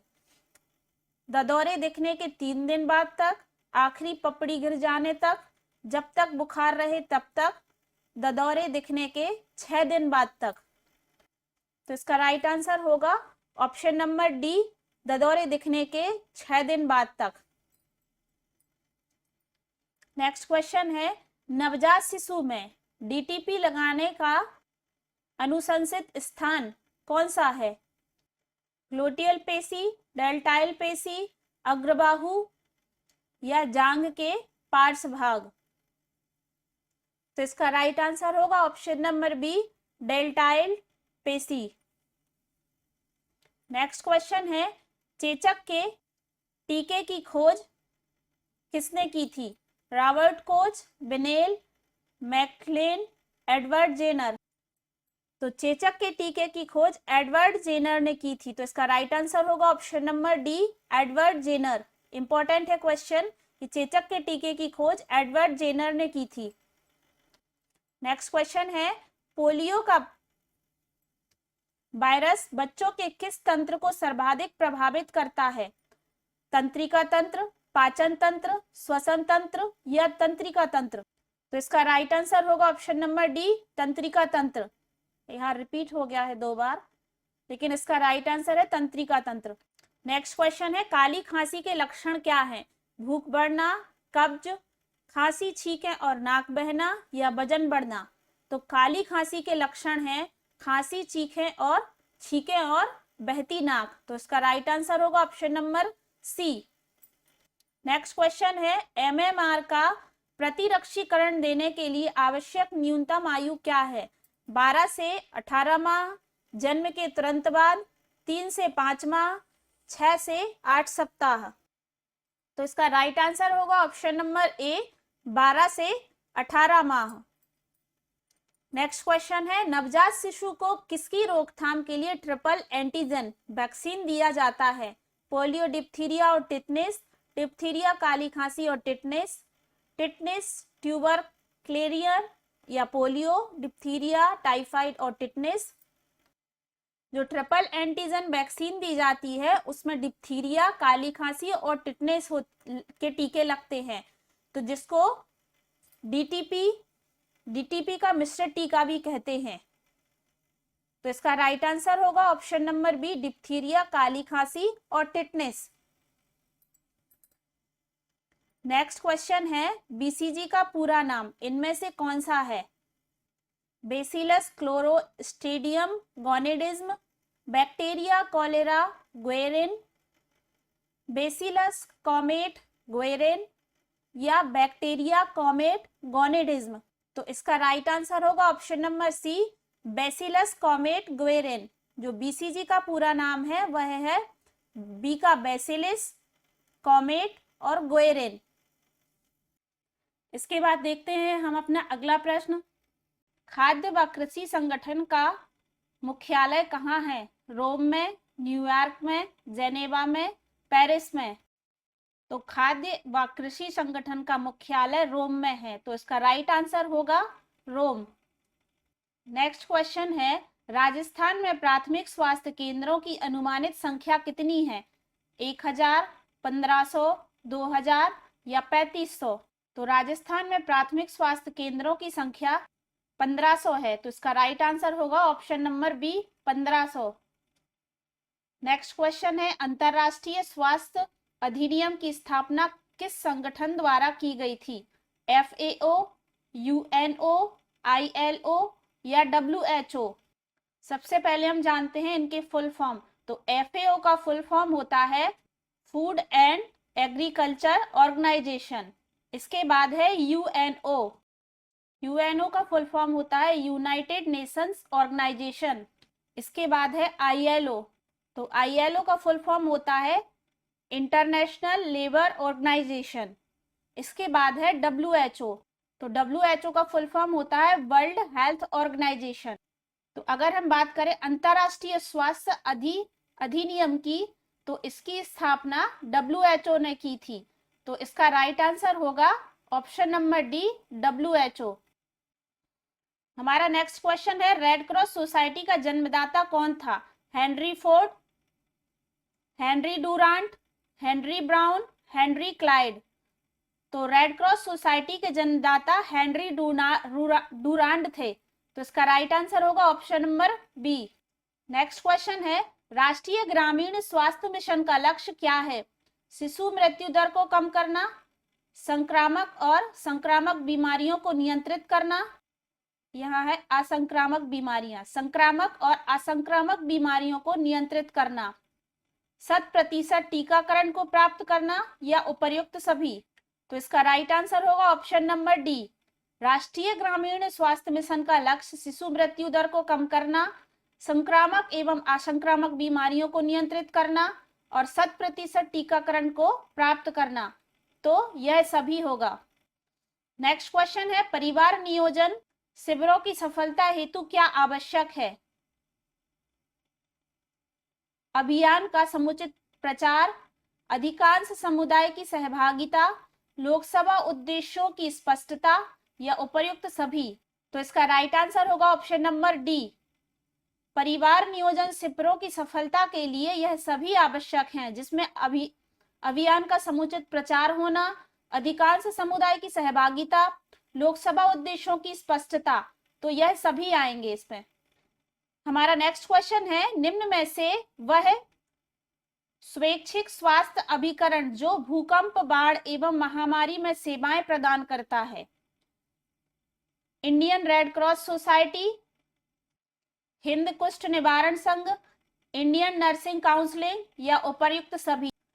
तो जो स्वैच्छिक अभिकरण है जो भूकंप, बाढ़ और महामारी में सेवाएं प्रदान करता है, वह है इंडियन रेड क्रॉस सोसाइटी। तो इसका राइट आंसर होगा ऑप्शन नंबर ए, इंडियन रेड क्रॉस सोसाइटी। देखेंगे हमारा नेक्स्ट क्वेश्चन, निम्न में से वह सुरक्षित स्वास्थ्य अभिकरण जो महिलाओं की स्थिति सुधारने का कार्य करता है? Indian red cross society, Kasturba memorial fund, Bharat सेवक समाज, अखिल भारतीय महिला सम्मेलन?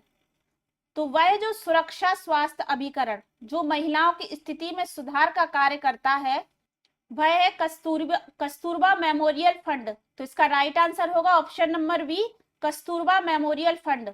याद रखिए कि कस्तूरबा मेमोरियल फंड की स्थापना 1944 में हुई थी और कस्तूरबा गांधी की स्मृति में उनकी मृत्यु के पश्चात हुई थी ये, जिसके अंतर्गत भारतीय नारियों को का स्तर ऊंचा उठाने के लिए और महिलाओं की स्थिति में सुधार लाने का कार्य किया गया था कस्तूरबा मेमोरियल फंड के अंतर्गत।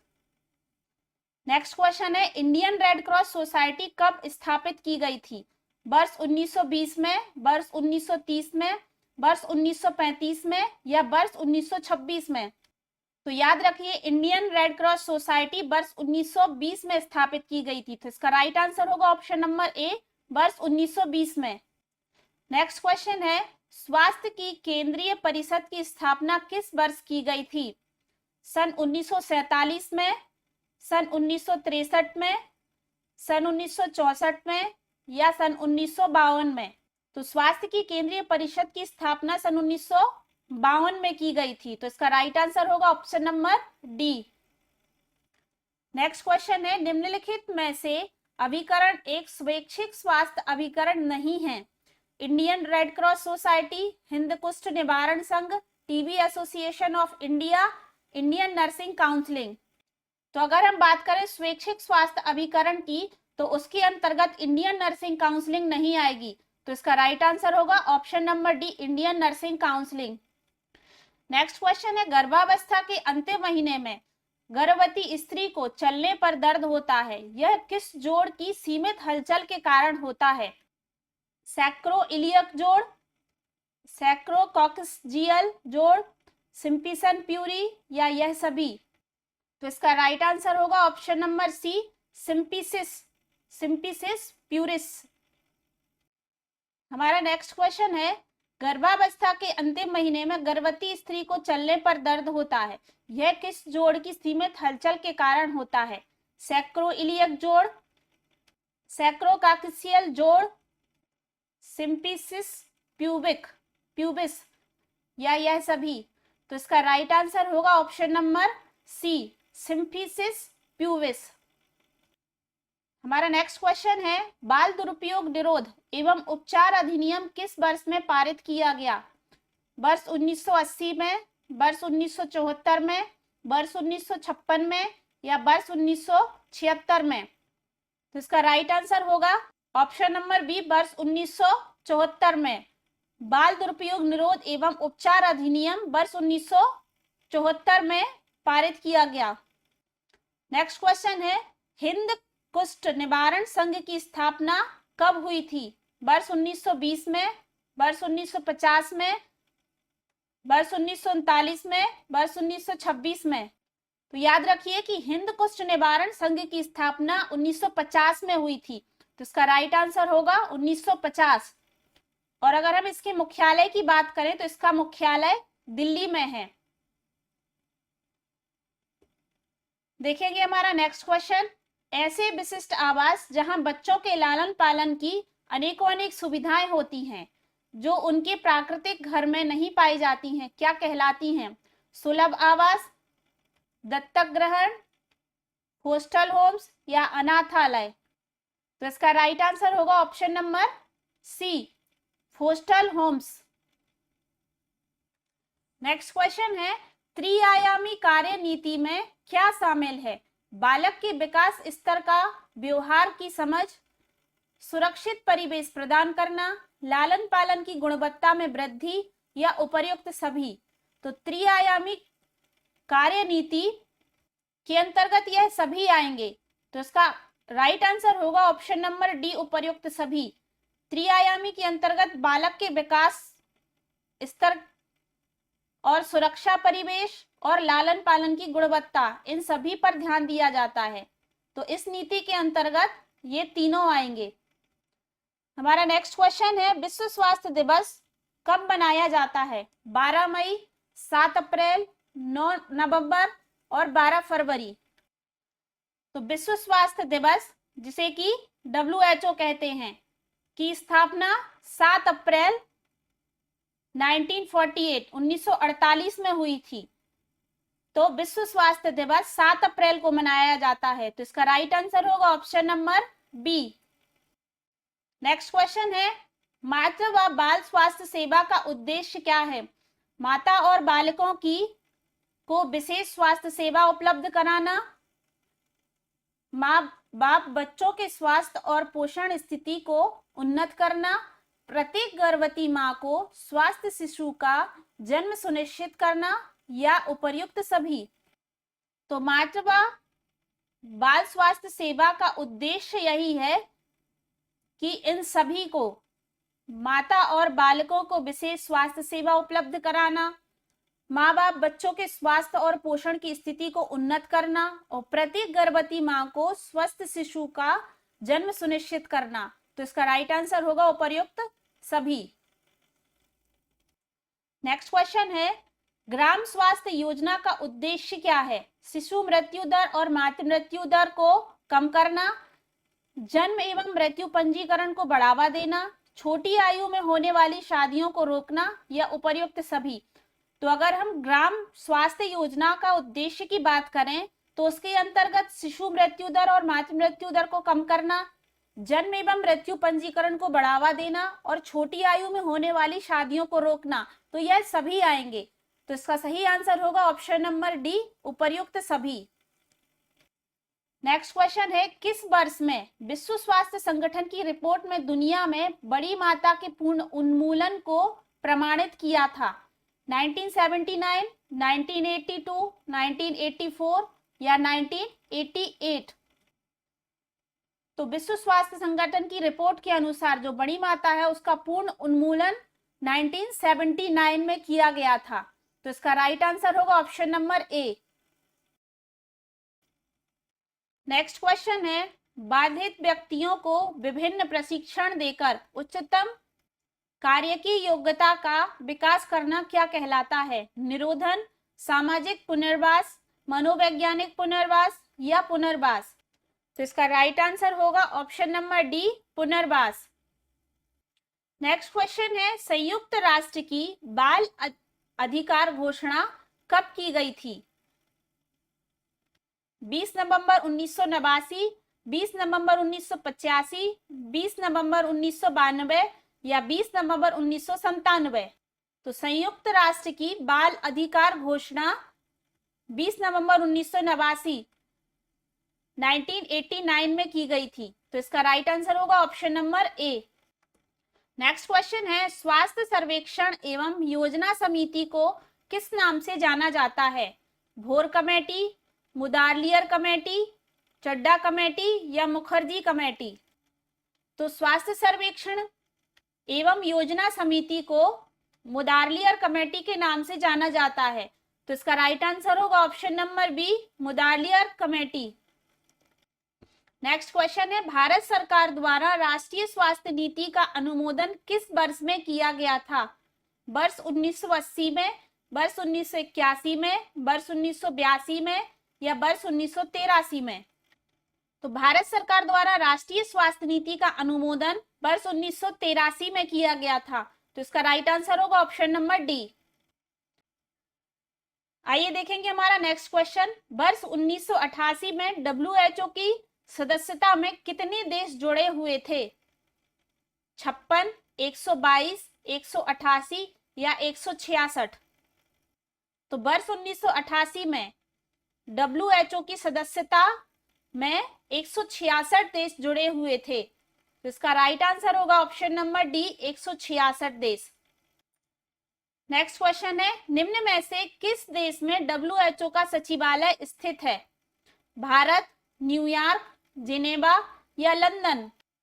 तो WHO के सचिवालय की बात करें तो WHO का सचिवालय जेनेवा में है। तो इसका राइट आंसर होगा ऑप्शन नंबर सी, जेनेवा। हमारा नेक्स्ट क्वेश्चन है, यूनिसेफ की स्थापना किस वर्ष की गई थी? 1946, 1948, 1988 या 1975? तो यूनिसेफ की स्थापना 1946 1946 में की गई थी। तो इसका राइट आंसर होगा ऑप्शन नंबर ए। नेक्स्ट क्वेश्चन है, यूनिसेफ का क्षेत्रीय कार्यालय भारत के कौन से राज्य में स्थित है? पंजाब, तमिलनाडु, दिल्ली या चेन्नई? तो यूनिसेफ का क्षेत्रीय मुख्यालय भारत के दिल्ली में स्थित है। तो इसका राइट आंसर होगा option number C.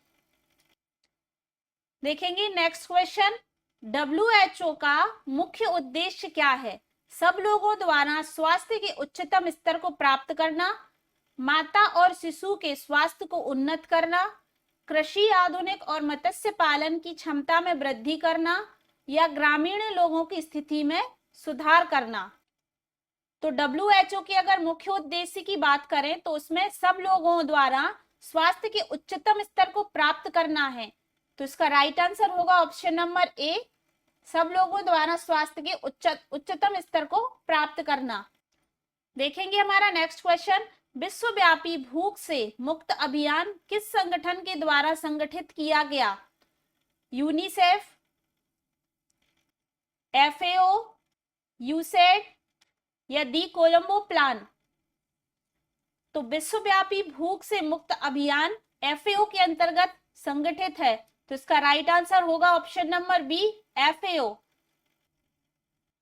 Next question है यूनिसेट के अंतर्गत भारत को सहायता किस वर्ष में मिलना प्रारंभ हुई थी? 1952 में, 1959 में, 1955 में या 1965 से? यूनिसेट जिसका फुल फॉर्म होता है United state agency for international development, तो इसके अंतर्गत भारत को 1952 में 1952 में सहायता मिलना प्रारंभ हुई, तो इसका राइट आंसर होगा ऑप्शन नंबर ए। नेक्स्ट क्वेश्चन है राष्ट्रीय मलेरिया उन्मूलन कार्यक्रम कब प्रारंभ किया गया? सन 1955 में, सन 1958 में, सन 1960 में या सन 1968 में? तो राष्ट्रीय मलेरिया उन्मूलन सन 1958 में प्रारंभ किया गया, तो इसका राइट आंसर होगा ऑप्शन नंबर बी, सन 1958। नेक्स्ट क्वेश्चन है संशोधित कार्य योजना किस सन में लागू की गई? वर्ष 1978 में, वर्ष 1972 में, वर्ष 1977 में या वर्ष 1980 में? संशोधित कार्य योजना सन 1977 में लागू की गई, तो इसका राइट आंसर होगा ऑप्शन नंबर सी, वर्ष 1977। नेक्स्ट क्वेश्चन है निम्न में से मलेरिया परजीवी की कौन सी जाति भारत में सबसे अधिक संक्रमण करती है? पी फॉल्सीपारम या पी क्वार्टन या पी ओबलन या पी बाइबैक्स? तो मलेरिया परजीवी की जाति की बात करें तो वह पी फॉल्सीपारम है जो भारत में सबसे अधिक संक्रमण करती है, जिसमें पी का फुल फॉर्म होता है प्लास्मोडियम फैल्सीपैरम। देखेंगे हमारा नेक्स्ट क्वेश्चन प्रतिरक्षक पर विस्तार कार्यक्रम कब प्रारंभ किया गया? वर्ष 1972 में, वर्ष 1977 में, वर्ष 1978 में या वर्ष 1982 में? प्रतिरक्षण पर विस्तार कार्यक्रम 1978 में प्रारंभ किया गया, तो इसका राइट आंसर होगा ऑप्शन नंबर सी, वर्ष 1978 में। नेक्स्ट क्वेश्चन है विश्व स्वास्थ्य दिवस कब मनाया जाता है? 12 मई को, 14 मई को, 7 अप्रैल को या 6 फरवरी को? विश्व स्वास्थ्य दिवस 7 अप्रैल को मनाया जाता है, तो इसका राइट आंसर होगा ऑप्शन नंबर सी, 7 अप्रैल। नेक्स्ट क्वेश्चन है स्वास्थ्य की केंद्रीय परिषद की स्थापना किस वर्ष की गई थी? 1947 में, 1963 में, 1952 में या 1974 में? तो स्वास्थ्य की केंद्रीय परिषद की स्थापना वर्ष 1952 में की गई थी, तो इसका राइट आंसर होगा option number C, 1952। Next question है निम्न में से कौन सी कमेटी द्वारा परामर्श सेवा समूह का विकास किया गया है? श्रीवास्तव कमेटी, मुदालियर कमेटी, भोर कमेटी या मुखर्जी कमेटी? तो अगर हम परामर्श सेवा समूह के विकास की बात करें तो वो श्रीवास्तव कमेटी के द्वारा प्रारंभ किया गया, तो इसका राइट आंसर होगा option number A, Srivastava committee. Next question है चिकित्सा शिक्षा और मानव शक्ति पर बल के लिए भारत सरकार द्वारा किस कमेटी का गठन किया गया? करतार सिंह कमेटी, मुदालियर कमेटी, भोर कमेटी या श्रीवास्तव कमेटी? तो चिकित्सा शिक्षा और मानव शक्ति पर बल के लिए भारत सरकार द्वारा श्रीवास्तव कमेटी का गठन किया गया, तो इसका राइट आंसर होगा option number D, Srivastava committee. Next question है राष्ट्रीय परिवार कल्याण कार्यक्रम का मुख्य लक्ष्य क्या है? जनसंख्या पर नियंत्रण रखना, लोगों के जीवन की गुणवत्ता में सुधार करना, लोगों तक उपर्युक्त चिकित्सा सुविधा पहुंचाना या उपर्युक्त में से कोई नहीं? तो राष्ट्रीय परिवार कल्याण कार्यक्रम का मुख्य लक्ष्य है लोगों के जीवन की गुणवत्ता में सुधार करना, इसका राइट आंसर होगा ऑप्शन नंबर बी, लोगों के जीवन की गुणवत्ता में सुधार करना। नेक्स्ट क्वेश्चन है एक प्राथमिक स्वास्थ्य केंद्र कितनी जनसंख्या पर स्थापित किया जाता है? 5,000, 17,000, 30,000 या 10,000? तो एक प्राथमिक स्वास्थ्य केंद्र 30,000, लगभग 30,000 जनसंख्या पर स्थापित किया जाता है, तो इसका राइट आंसर है option number C. Next question है भारतीय फैक्ट्री अधिनियम कब लागू किया गया? सन 1975 में, सन 1976 में, सन 1983 में या सन 1985 में? तो भारतीय फैक्ट्री अधिनियम सन 1976 में लागू किया गया, तो इसका राइट आंसर होगा ऑप्शन नंबर बी, सन 1976 में। नेक्स्ट क्वेश्चन है, व्यावसायिक स्वास्थ्य सेवा का मुख्य उद्देश्य क्या है?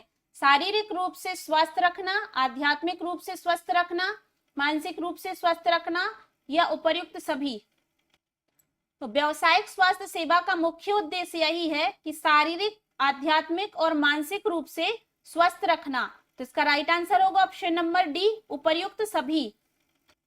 नेक्स्ट क्वेश्चन है, सामुदायिक स्वास्थ्य परिचर्चा के सिद्धांत में से नहीं है? अभिज्ञान, आकलन, प्रभाविकता, मूल्यांकन।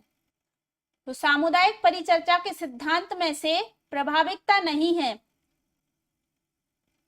अभिज्ञान, आकलन और मूल्यांकन सामुदायिक स्वास्थ्य परिचर्चा के सिद्धांत में शामिल है, प्रभाविकता नहीं है, तो इसका राइट आंसर होगा option number C. Next question है, निम्न में से परिवार स्वास्थ्य सेवा का भाग नहीं है? परिवार नियोजन, पोषण, स्वास्थ्य शिक्षा या अनुसंधान?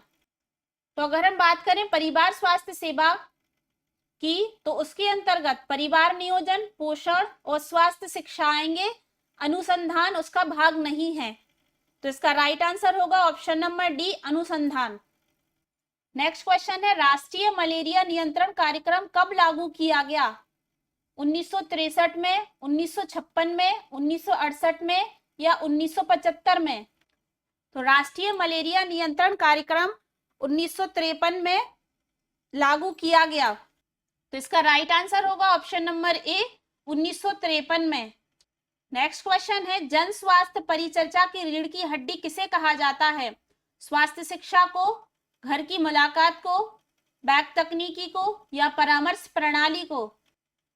तो जन स्वास्थ्य परिचर्चा की रीढ़ की हड्डी को घर की मुलाकात को कहा जाता है, तो इसका राइट आंसर होगा ऑप्शन नंबर बी।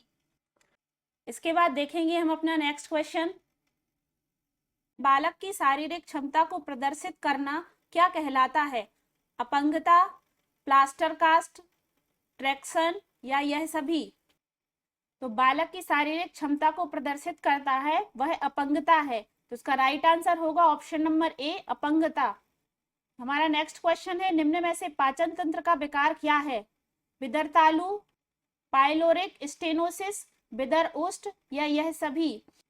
तो यह सभी पाचन तंत्र के विकार से संबंधित है, तो इसका राइट आंसर होगा ऑप्शन नंबर डी, यह सभी। हमारा नेक्स्ट क्वेश्चन है, बड़ी माता या चिकन पॉक्स रोग किस वायरस से होता है? पैराविक्सो वायरस, रूबेओला या वाइब्रो कॉलेरिया, बैरिसेला जोस्टर वायरस? तो जो चिकन पॉक्स रोग है वह बैरिसेला जोस्टर वायरस के कारण होता है, तो इसका राइट आंसर होगा ऑप्शन नंबर डी। हमारा नेक्स्ट क्वेश्चन है, माँ के दूध में कितनी वसा पाई जाती है?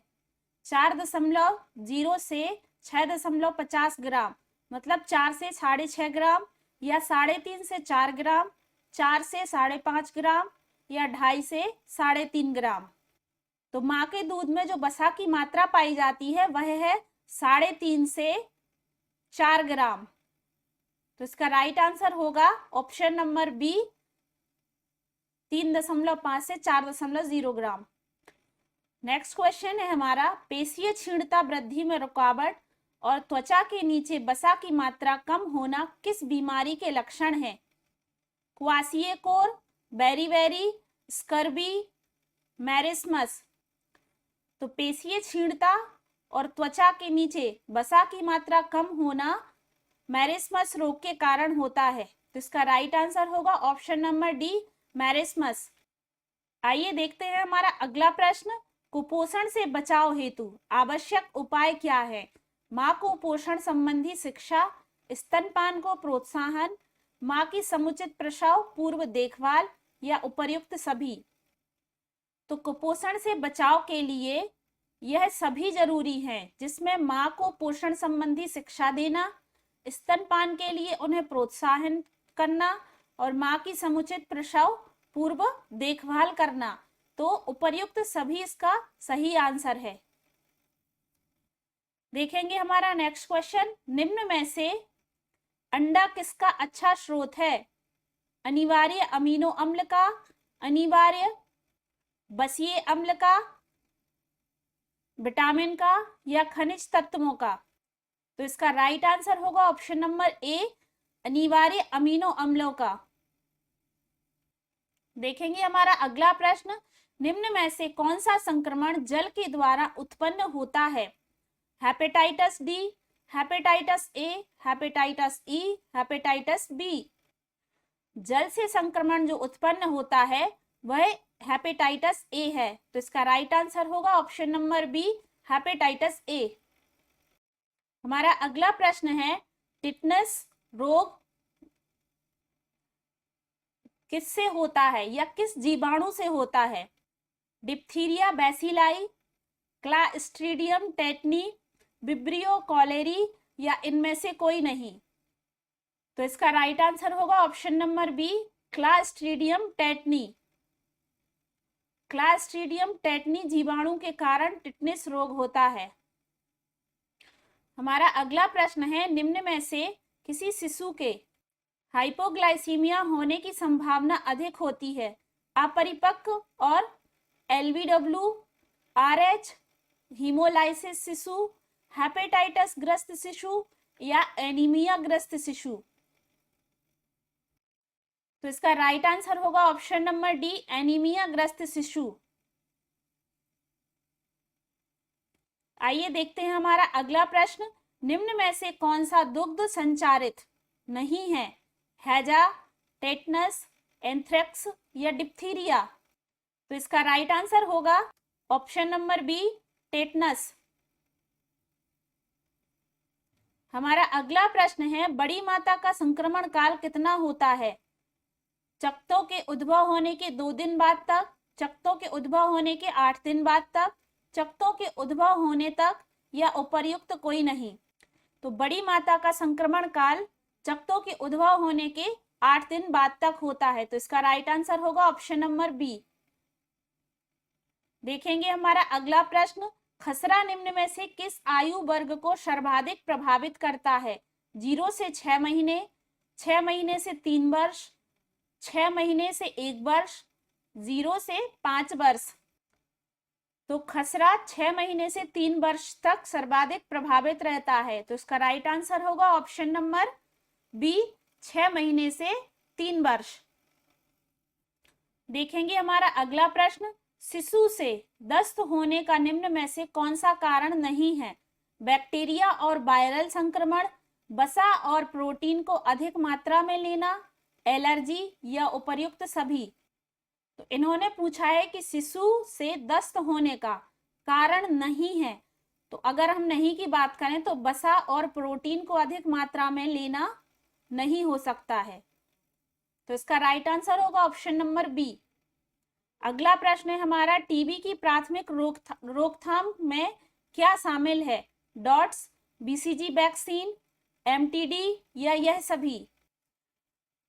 तो इसका राइट आंसर होगा option number B, BCG vaccine. BCG vaccine जो कि क्षय रोग टीबी के लिए लगाई जाती है, तो यह इसकी प्राथमिक रोकथाम है।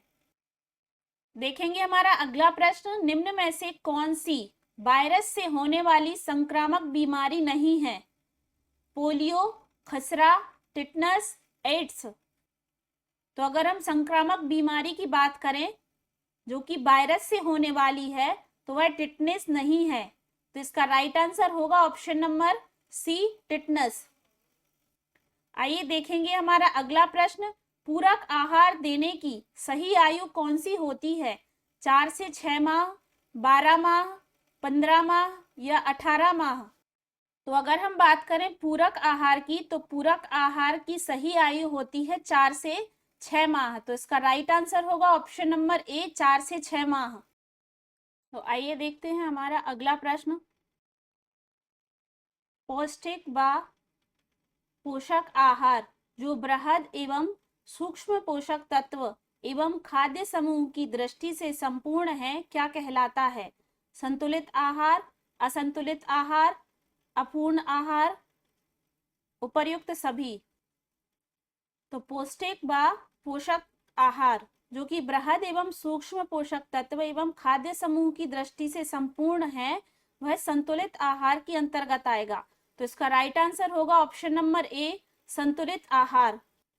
हमारा अगला प्रश्न है, प्रोटीन कुपोषण की उपचार प्रोटोकॉल किससे प्रारंभ होती है?